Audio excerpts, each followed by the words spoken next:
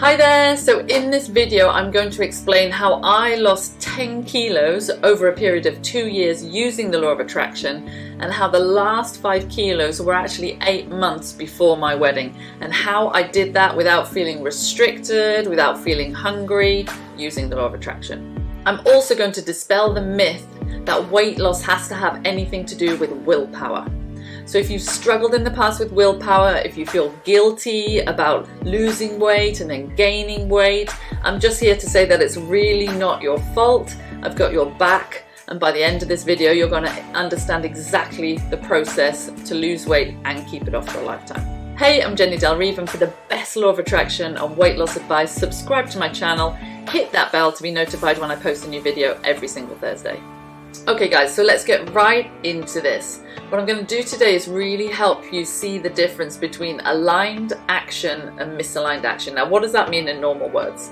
It means, if you take a look at the emotional scale on the screen right now, it means that if you diet or exercise or do a juice fast or anything really from the bottom half of this scale, so from feeling bad about yourself or believing that diets don't work or hating yourself, any of these kinds of things, it's going to be hard work. You're going to feel deprived, you're going to feel hungry, it's just not going to be sustainable. But if you take action from the top of the scale, if you look at the screen right now, from something like acceptance of yourself whilst wanting more, or feeling peaceful about your current situation, then that action is really going to work for you, and it's going to feel effortless. So now let's talk about how you do that real life, because we've got all this cool theory stuff around the law of attraction, but let's talk about how do you actually do this real time. So you've got a wedding coming up, right? I had a wedding coming up.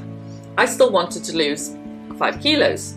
I was satisfied with my body, so I want to say at this point I'd been meditating for years, doing processes. I was 1.5 years into my law of attraction weight loss journey, so I'd already lost over 5 kilos. Still wanted to lose another 5, and I wanted to wear this really beautiful, tight-fitting red dress with a really, gorgeous corset nipped in at the waist, and had this whole very rosebush British summer thing going on, right? And I wanted, in fact, I'd always wanted that really lean, sculpted sort of bodybuilder look, I guess, or let's say figure athlete look. And I'd always said to myself, in my 40s, so I'm 46 now, after having my kids, that's when I will get that sculpted look. Now, I was on the way to it. I was training with a trainer 3 to 4 times a week. I was eating pretty well. That wasn't the thing that was helping me to lose weight, by the way. That is just the avenue to help our beliefs bring about the weight loss. But every day I was meditating, and I was doing processes such as the emotional scale process and positive aspects. You can find all of these videos in my Law of Attraction weight loss playlist. Find the link in the description section. So I want to talk about, is it the diet that creates the weight loss, or the exercise, or is it our mind? Well, it's both. But you have to get your mind and your emotions in the right direction before the action can work. Okay, so let me explain this within my story. So I had this extra 5 kilos I wanted to lose. I was in a place of contentment. When you're in a place of contentment and you've got to that stage, your inner being, or your higher self, your intuition, whatever you like to call it, can then give you impulses, little feelings and ideas to take you to something that will help you bring that weight loss about. So for me, I was scrolling through Facebook, and I came across a vegan bodybuilder. Now, you need to know something at this point, which is that I was the greatest carnivore on earth for about 15 years. I was really sick. I studied holistic health, and I ate a diet rich in organic animal proteins and fats, and all these really nourishing foods, and I healed my body. Now again, it wasn't actually those foods which healed me, it was my belief in those foods. So that was my path of least resistance. However, we're constantly evolving, and I got to the stage where I just really didn't want to eat that amount of protein and fats, because I just felt inspired to something else. So I'd been semi-vegetarian for a while, and I had been thinking about veganism. But I had all kinds of beliefs in the way of veganism. I had a belief that vegans were unhealthy. Sorry to say this, I am one at the moment, so I feel I can say this. But I believed they were unhealthy, tired all the time, not getting enough protein, nutrients, and I believed it was a really, really, really unhealthy way to eat. My inner being knew, my higher self, my consciousness knew, well, let's show her a vegan in a bodybuilder, because this is really, really, really gonna blast all of her beliefs in one go. Because here was this woman in front of me with an incredible sculpted physique, which technically in the bodybuilding world is not possible if you're not eating meat, because you can't get enough amino acids or proteins. And there she was. And I just had this strong, strong, strong feeling to sign up for this little course. So I signed up for the course. Via following that course, her exercise plan, bear in mind I was already exercising, and switching to vegan, those 5 kilos came off. So I can hear you screeching right now, Jenny, that was nothing to do with the law of attraction. You just did a diet, love, and you lost weight. Right, I can hear you saying that. My clients have said it to me. My one-on-one clients have said, no, it's just the diet. How is that law of attraction? Well, I'll tell you. Because I have done millions and millions and millions of diets in my life. Restrictive ones and non-restrictive ones, actually. Ones where I ate 3,000 calories and ones where I ate 1,000 calories. And none of them lasted and none of them worked long term. Because I was in the vibration, the feeling of insecurity. Okay, so it wouldn't have mattered if I'd had a personal chef. I would have still maintained that weight that I was, because the energy cannot flow. Your body, your cells, your thyroid, nothing works really, really well in your body when you're in that vibration of insecurity. Your body holds onto body fat and body weight when you feel really powerless and insecure and unhappy. Your body's not functioning optimally to burn fat. But because I've been doing all of these processes for many, many, many years, now in came something that worked with my beliefs, because she was a vegan bodybuilder, plus my much improved vibration, and there was the weight loss. Okay, so let me know in the comments section below, what is the most challenging part of this for you to understand? You know, does it seem like the law of attraction is not involved at all, and it's just another diet, just another person telling you they went vegan and they lost weight? Let me know in the comments section below. Okay guys, so let's get back into this. Bear in mind there are many, many diets all over the world, right? There are people eating 3,000 calories who are really, really lean. There are people eating 1,000 calories who are not so lean. So I'm sure you can start to see that it's not actually the diet, because there are many different avenues for people to lose weight. So when I work with my one-to-one clients, they come to me because they want to lose weight. First thing I say to them is, don't change your diet at all.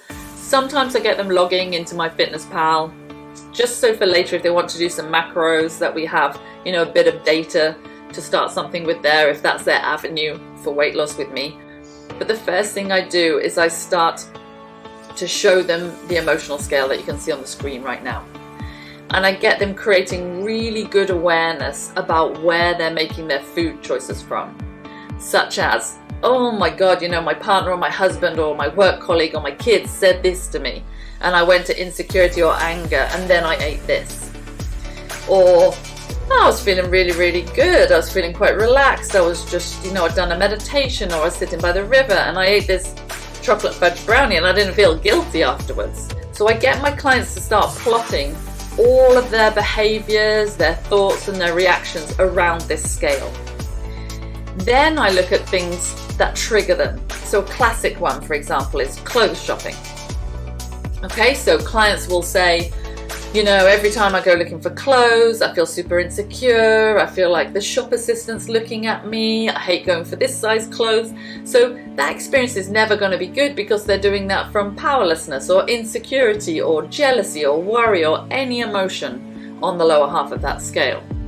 So another thing I did during my weight loss transformation and during the transformation for my dream wedding dress was that I was really aware of my triggers. And I deliberately didn't put myself into really challenging situations on the lower half of the scale. At the beginning of my weight loss journey, for example, I used to put a towel over the mirror before I got into the shower, because otherwise I had a pattern of walking past the mirror, ugh, you look gross, getting in the shower. You know, if you do that every single day of your life, or whenever you have a shower, you're going to get a pattern of negativity about yourself going.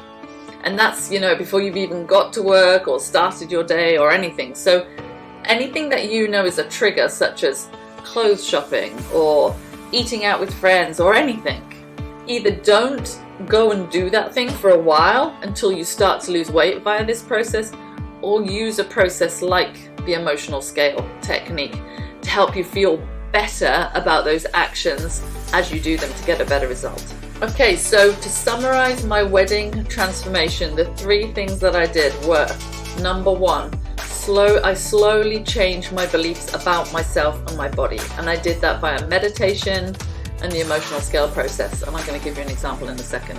The second thing that I did was I tried to not take action from the lower half of the scale. So if I knew going shopping was going to take me to insecurity or worry, or going around friends' houses who tend to judge my body, then I didn't do that.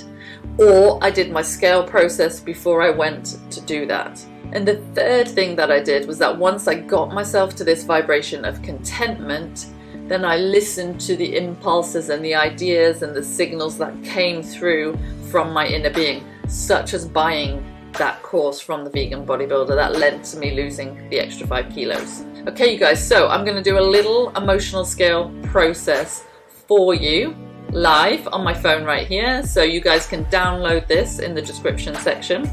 Free download for you. You have it on your phone so you can use it at any time.